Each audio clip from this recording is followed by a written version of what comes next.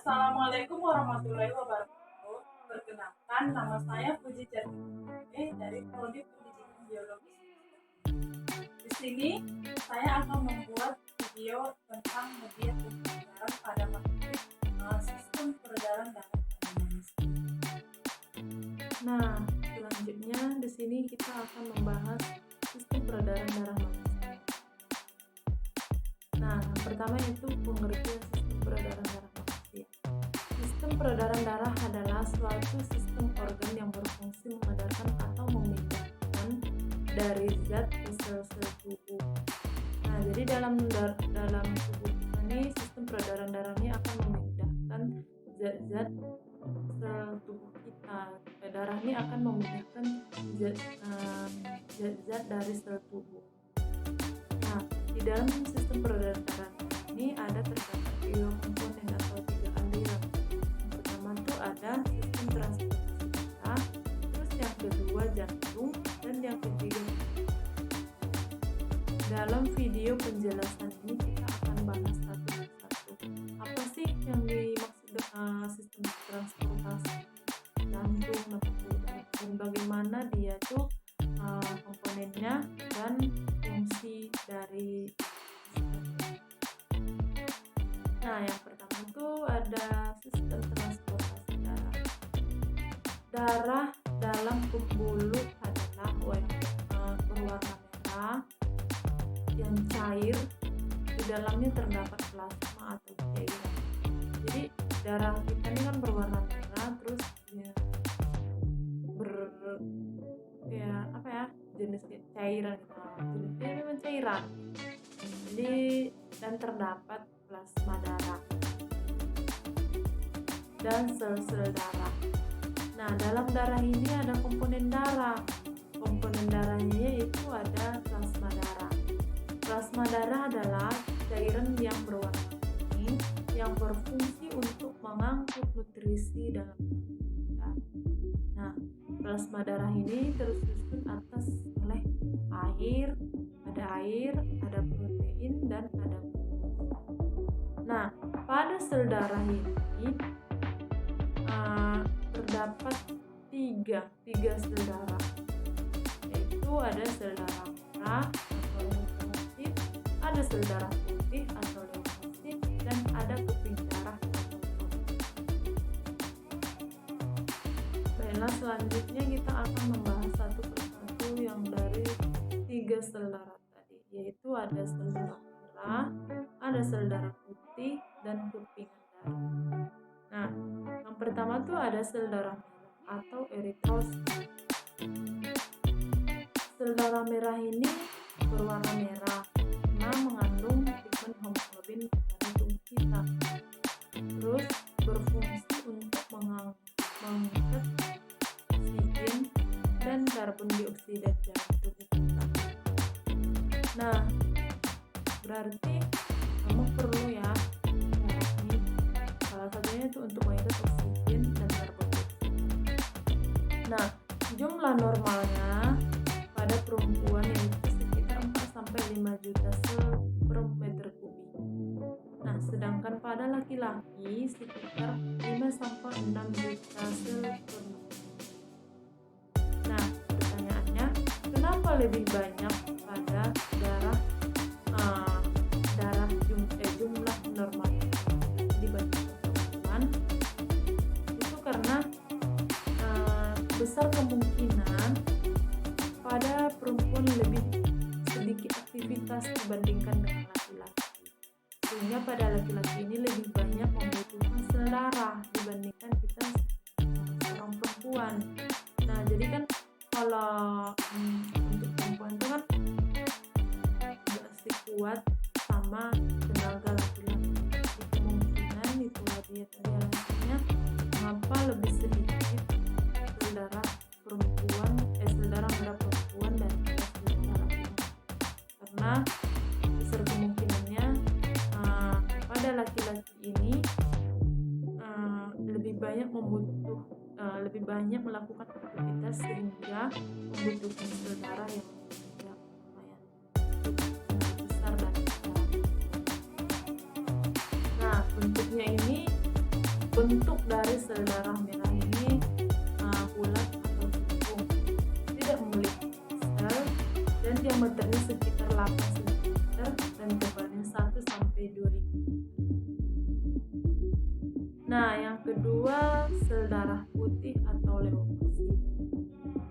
Sel darah putih ini sering kita dengar kan, cuman kita tidak tahu gimana dari pembagiannya dan jumlah normalnya dan juga nah, leukosit ini berfungsi atau berperan dalam tubuh.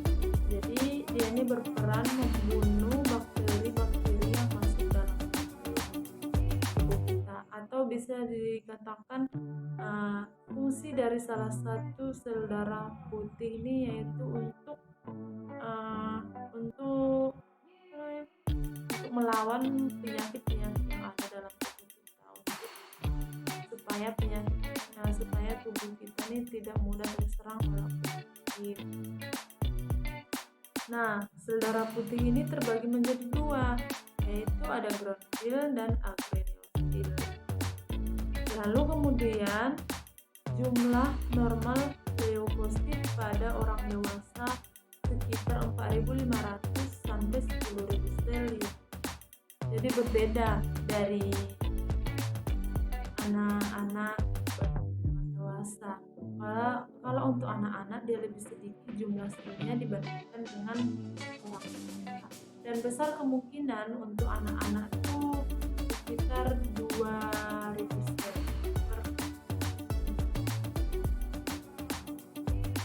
Nah, yang ketiga itu sel kepingan darah atau trombos. Salah satu fungsinya itu untuk berfungsi dalam pembuatan darah. Terus jumlah normalnya sekitar 150.000 sampai 400.000 sel per menit. Nah, selanjutnya yaitu ada komponen kedua, yaitu jantung. Nah, komponen yang pertama tadi kan sistem transportasi darah. Nah, untuk yang selanjutnya itu komponen pada jantung. Jantung itu apa sih? Sering kita dengar, cuman kita nggak tahu fungsinya. Nah, di sini salah satu fungsi jantung ini adalah untuk memompa darah ke sel-sel untuk memompa darah ke seluruh tubuh kita. Nah, pada jantung ini memiliki 4 ruang, yaitu ada serambi kanan, bilik kanan, serambi kiri, dan bilik kiri. Nah, untuk komponen yang ketiga setelah jantung tadi ada namanya pembuluh darah. Nah, pengertian dari pembuluh darah itu seperti yang kita tahu, pembuluh darah, tapi kita nggak tahu artinya gitu kan. Nah, salah satu pengertian dari pembuluh darah itu adalah bagian dari sistem peredaran darah yang membentuk tabung atau saluran tempat darah yang mengalir ke seluruh tubuh. Jadi pembuluh darah ini kayak ibaratnya tabung untuk menopang peredaran darah kita ya. Jadi pembuluh darah ini ada terbagi 3, yaitu ada arteri. Arteri ini merupakan pembuluh yang membawa darah keluar dari jantung kita yang lalu beredar ke seluruh tubuh. Nah, arteri ini membawa darah kita ini keluar dari jantung dan akan memompa ke seluruh tubuh. Terus pembuluh darah yang kedua itu ada vena. Vena ini merupakan pembawa darah dari sel-sel molekul. Nah, vena ini tugasnya yaitu untuk membawa seluruh peredaran darah, memperlancar peredaran darah ini dari sel-sel menuju. Nah, selanjutnya pembuluh darah yang ketiga itu ada kapiler. Kapiler ini merupakan pembuluh darah yang terakhir ya, karena pembuluh yang terdapat di seluruh jaringan atau sel yang tempat terjadinya antara pertukaran zat dan antara darah dan sel secara benar. Jadi kapiler ini terdapat di seluruh jaringan tubuh kita dan sebagai tempat pertukaran zat antara darah dan secara distribusi. Nah, tadi 3 komponennya, ada tadi transpirasi darah, ada jantung, dan pembuluh darah. Nah, selanjutnya di sini yaitu ada kelainan atau penyakit saluran darah. Kita nggak tahu apa aja sih kelainannya. Selama ini kita tahunya darah, tapi kita nggak tahu penyakitnya. Nah, di sini saya ada beberapa kelainannya, yaitu yang pertama ada hemofilia atau penyakit menurun darah menjadi pupuk. Nah, penyakit hemofilia ini yang mengakibatkan kita sering kayak orang yang sakit itu yang kayak kekurangan darah menjadi pupuk. Misalnya kayak orang yang stroke, jadi darahnya itu membeku ketika gerak nggak bisa nyebrang. Dan terus yang kedua itu ada thalassemia. Nah, penyakit ini harus transfusi darah terus, jangan nggak boleh telat. Dan yang ketiga anemia.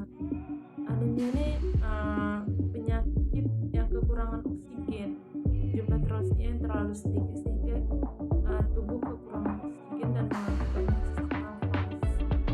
Nah, penyakit yang keempat itu ada leukopenia, yaitu jumlah leukositnya yang lebih sedikit. Nah, yang kelima ada hipertensi atau tekanan darah.